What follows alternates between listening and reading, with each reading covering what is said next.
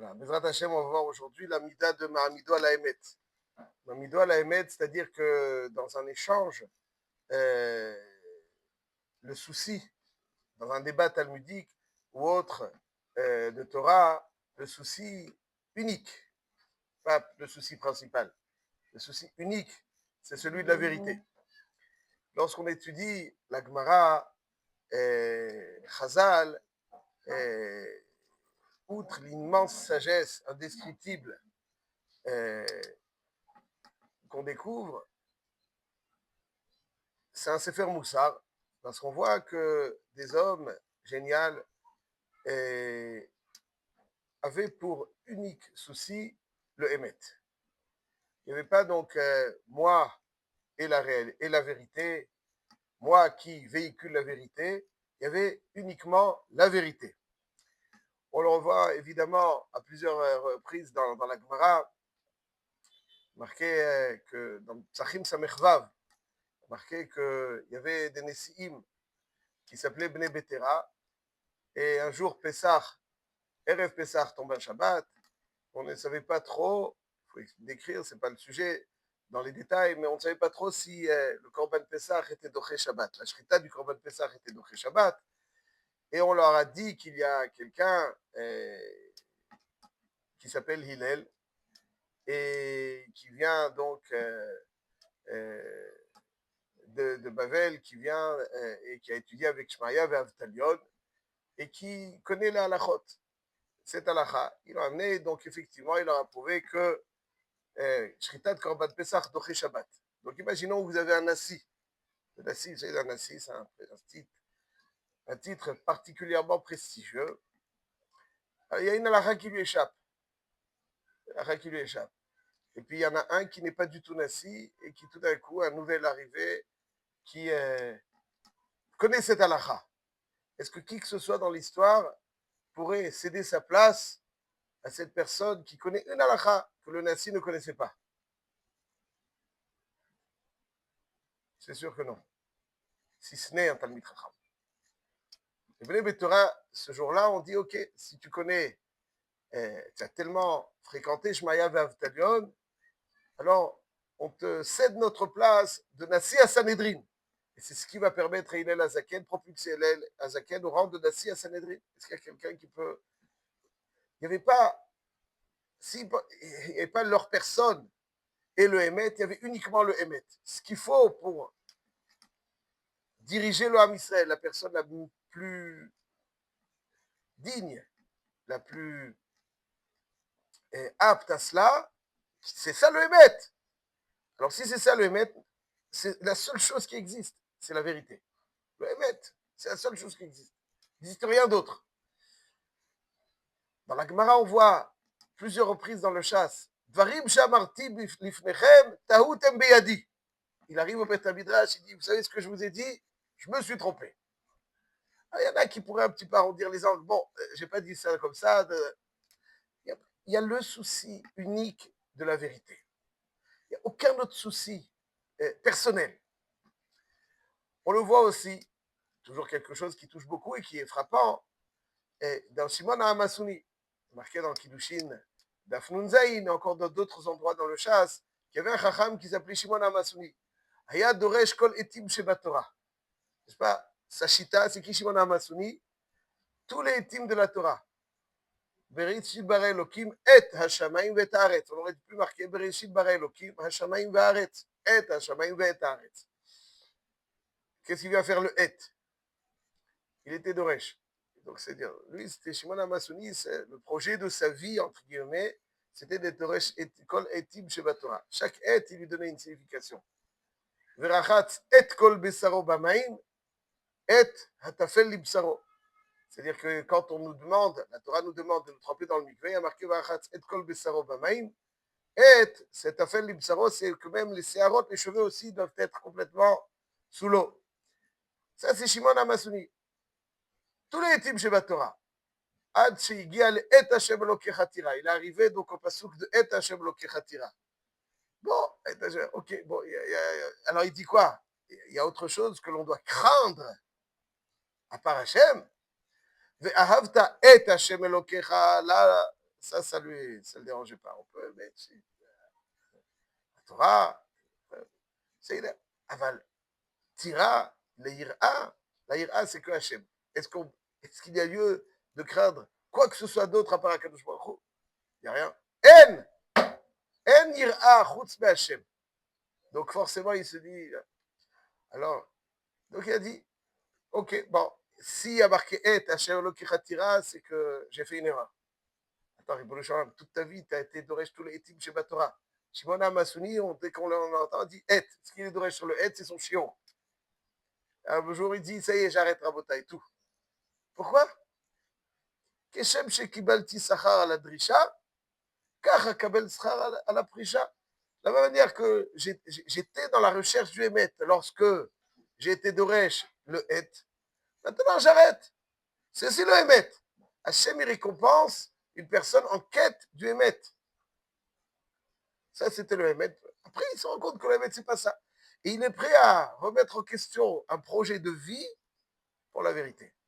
S'il n'y a pas lui, il aurait pu dire, bon, tsarich. Il faut réfléchir, tu veux pas de plate. Ah, voilà, on va avoir de... Non, dès qu'il a vu ça, il s'est dit, il n'y a pas d'hésitation. Ça y est, c'est fini. Ah, Tsheba Rabbi Akiva Vedaraj, et Hashem Elokecha Tira, les rabot Talmidei Chachamim. Mora Rabbach, Kemora Shamayim.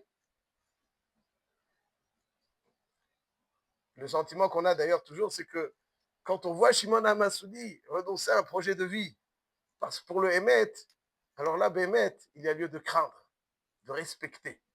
C'est après que Shimon HaMassoudi se soit retiré que Rabbi Akiva et Doresh les rabot Talmidei Chachamim. C'est le souci donc unique de la vérité. Il n'y a pas de souci annexe. Il n'y a pas moi et la vérité. Il n'y a que la vérité. Les Bétéras se retirent lorsqu'ils sentent qu'il y a quelqu'un de plus apte que, donc c'est la vérité. Le Hémet, il est là. Quand Shimon HaMassoudi dit, c'est Keshem Shekibalti sera la prisha, à la drisha, car comme sera la prisha. L'unique souci, la vérité. Lorsqu'on voit dans le chasse, il n'y a pas moi et la vérité, moi qui véhicule la vérité. Il y a la vérité, point. Dans la paracha de Be'alotra, il y a un Chidush Harim qui est rapporté dans Imre Harim. C'est qui Chidush Harim? Le Chidush Harim, c'est Yitzhak Meir Migour, le fondateur de la Chassidut de Gour, une ville près de Varsovie, en Pologne, et un grand élève de Rab Simcha Buna Mipshisre, du Admour de Kotsk, une Chassidut très lamdanite, très percutante. Et sur la paracha de Be'alotra, un passouk, il donne l'interprétation suivante. Il y a marqué quand les Lévi'im vont remplacer les Bechorot. Donc, c'est décrit dans Parashat Be'alotecha. Et on nous dit, dans le Perekret, pasuk Yutet, Va'etna et Alvi'im, Netunim le Aaron ulvanav, mitoch bnei Israël, לעבוד את עבודת בני ישראל באוהל מועד ולכפר על בני ישראל ולא יהיה בבני ישראל נגף בגשת בני ישראל אל הקודש. Ça veut dire que Hachem, il nomme les Lévi'im parmi les Bnei Israël pour faire le service des Bnei Israël, donc c'est le représentant des Bnei Israël dans El Moed, pour contribuer au pardon des Bnei Israël et que les Bnei Israël ne soient pas frappés aussi, donc il doit être Shomrim, quand les Bnei Israël chercheront à se rapprocher trop du Kodesh. Alors évidemment, la lecture Bitoch Bnei Israël, il aurait pu dire le passage Bitoch Bnei Israël, la avod et avodatam, ou le chaper alehem, velo yebahem, bigishtam el Kodesh. Bnei Israël, Bnei Israël, Bnei Israël, Bnei Israël. Passage qu'il est Rashi Akadosh, Chazal, et il donne l'explication suivante. Il dit Chamisha Pe'amim Nehemar Bnei Israël. Il y a marqué 5 fois Bnei Israël, Bemikrazé. Leodia Achibatan. Hachem, donc il évoque les Bnei Israël parce qu'il est Mechabev Otam. Quand on évoque le nom de quelqu'un qui nous plaît, ça nous oxygène. Il dit, donc Hachem Kivyachol, il répète Bnei Israël. Shenichpelu azkaroten bemikra echad kiminyan chamisha chumshei Torah. Donc c'est Bnei Israël, c'est 5 fois Bnei Israël, c'est 5 fois comme si Hachem les comparait au chamisha chumshei Torah.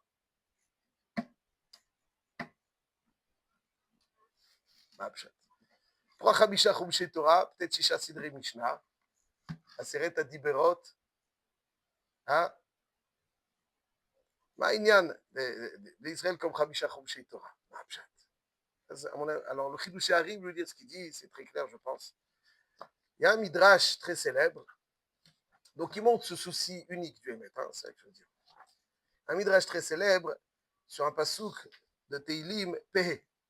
Parce que dans le pasouk de Teilim, le midrash Rabbah nous dit Parashachet Othe, Besha Sheba Kadosh Baruch Hu livrot et Adam Arishon, lorsque Hachem souhaitait donc créer l'homme, alors il y a des groupuscules de malachim qui se sont constitués. Certains plaidaient en faveur de la création de l'homme, d'autres disaient non, il ne mérite pas d'être créé. Et le Midrash, avec deux Midrash, c'est pas la Gemara. Alors qu'il dit Chesed ve'emet nifgashu. Les anges représentant la midda du Chesed et les anges représentant la midda du Emet se sont affrontés. Chesed ve'emet nifgashu. Tzedek ve'shalom nashaku.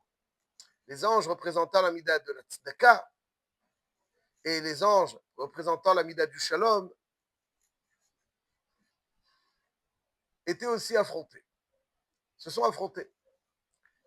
Et Chesed Omer, les anges qui représentaient la midda du Chesed, Omer, Ibaré, l'homme mérite d'être créé. Pourquoi? Ou l'homme allait chassadim, ou gomel chassadim. L'homme, il sait faire du Chesed. Il sait faire du Chesed, il sait.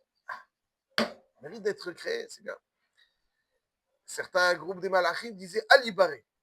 Je ne souhaite pas qu'il soit créé. Pourquoi? Parce que Shoukulo Emet Omer, ouais, Alibaré, Shoukulo Malishkarim. L'homme est mensonger. Le Emet, c'est la cohérence, il est incohérent. Une fois comme ci, une fois comme ça, il n'y a pas de consistance, il n'y a pas de ligne directrice bien tracée. Hey, il marche avec le ventre un peu trop. Alibaré. Ça sert à rien, il est trop faux. Chesed Omer Ibaré, Gomel Chassadim. Emet Omer Alibaré, Shoukulo Malishkarim. Tzedek Omer Ibaré, Shoumalet Tzedakot. Tu sais? Shalom Omer Alibaré, Shoukulo Maliktatot. Il est trop plein de dissensions.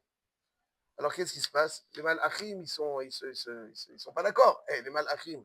C'est-à-dire quand les malachim ils parlent, c'est pas des points de vue d'un journaliste, l'élève elle fait Avdalot, qui il parle du ventre. Ils sont les Koulo Malishkarim, lui. Aval eux, ils sont Emet. C'est vrai, Alibaré. Maasa Kadosh Baruch Hu, Natal Emet Vishlicho Laaretz. Il a pris le Emet et il l'a jeté à terre. Alors, c'est un gros sujet.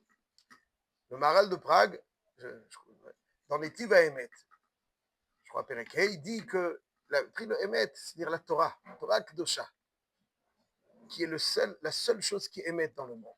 S'il n'y a pas de Torah, un homme, il est kolomashkarim. Les positions qu'il a seront trop souvent, des positions donc trop légères, trop fragiles, donc fausses. Il a adapté la Torah aux conditions de la terre, du monde. C'est marqué dans Daniel, Vetashlech emet arza. אמרו מלאכי אשר אני ולקדוש ברוך הוא ריבון העולמים, מה אתה מבזה תחציס על תרסיה שלך? Quoi, la Torah, tu leur donnes. Ils sont... Kol panim Hashem, il a donné la Torah. Et c'est ça qui a rendu le Emet accessible. Et quand il y a du Emet, il y a du Shalom.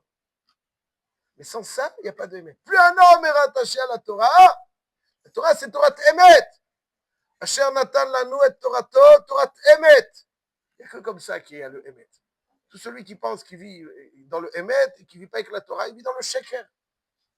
Le Sheker, c'est Shin Kufresh, c'est dans l'ordre de l'alphabet, c'est dans le désordre. C'est 3 lettres qui se côtoient dans l'alphabet, mais qui sont dans le désordre.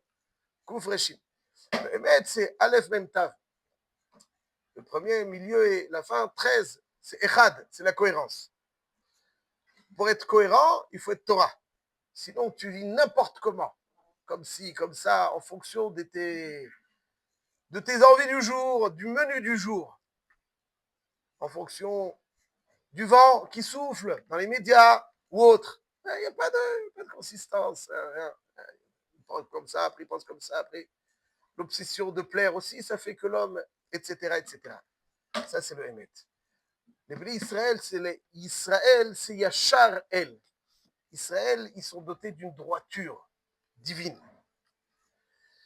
Quand Hachem voudrait faire l'éloge du Ham Israël, lorsque ils ont renoncé les prorotes à leur rôle, est-ce que les prorim, donc finalement, ont grogné lorsqu'on leur a dit c'est fini? Vous avez fait le Hegel, maintenant c'est les Lévim. Ils ont grogné? Ils ont grogné? On n'a pas vu qu'ils ont grogné. On a grogné? Il n'y a pas marqué. Comme les Bnei Betera, comme Shimon Amasouli, ils n'ont pas grogné. Pourquoi? Parce que Zahemet, il Zahemet, point. C'est pas moi et le Hémet, c'est le Hémet. L'unique valeur. Je suis au service du Hémet. Si je suis au service du Hémet, je suis là. Sinon, je ne suis pas là. C'est tout naturel. Bnei Israël, Bnei Israël, Bnei Israël, Bnei Israël, 5 fois. Bnei Israël, Chamisha Chumshei Torah. Torah Hémet. C'est ça qui leur a permis aux Lévi'im d'être investis au détriment, entre guillemets, des prorotes. Et finalement, ne vont jamais grogner. Pourquoi? Parce qu'ils ont la yashrut, la droiture des Chamisha Chumshei Torah. Et je termine, juste avec votre permission, quelques secondes, sur une histoire qui est importante à savoir dans le Hémet. Des fois, le Hémet, il paraît, celui qui n'est pas dans le Hémet, il paraît plus florissant, des fois, apparemment, de façon illusoire, plus florissant. Celui dans le Hémet, il paraît a priori, mais en réalité, au final, c'est toujours celui qui est dans le Hémet qui gagne. Il y a une histoire d'un empereur qui réunit un groupe de jeunes talents brillants et qui leur dit, voilà, parmi vous, je choisirai mon successeur. Je vous donnerai à chacun une semence que vous allez planter pour faire pousser un arbre. Et je verrai comment vous savez vous occuper de l'arbre. Et dans 5 ans, vous revenez et je choisirai parmi ceux qui se sont investis dans cette mission, je choisirai mon successeur. Et puis, il y a un des enfants qui s'appelle X ou Y qui reçoit aussi cette semence pour la planter dans un pot. Il rentre chez lui, donc sa mère lui achète un pot de terre dans lequel il va enfouir la semence et il va avec beaucoup d'amour arroser chaque jour, le mettre dans le soleil, il va tout faire pour que ça pousse de la plus belle façon.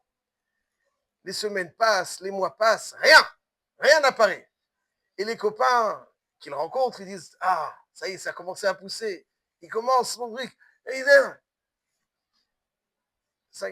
pendant 5 ans, le pot, il reste rien. Donc, la date arrive et il faut se rendre chez l'empereur qui va choisir parmi tous ces jeunes qui se sont occupés de ce graine qu'il leur a donné, il va choisir son successeur. Il lui dit à ses mères, je ne peux pas y aller. Je ne peux pas y aller, mon pot, il est vide. Les autres, ils ont des arbres. Et moi, j'ai rien. Comment je ne peux pas y aller? Sa mère lui dit, tu vas. Il savait qu'il doit y aller. Il ne peut pas ne pas aller. Il va. Il se cache dans un coin avec son pot. Là, les autres, ils arrivent, chacun avec son arbre qui a poussé. Et l'empereur rentre dans la salle et lui, il se cache tout honteux.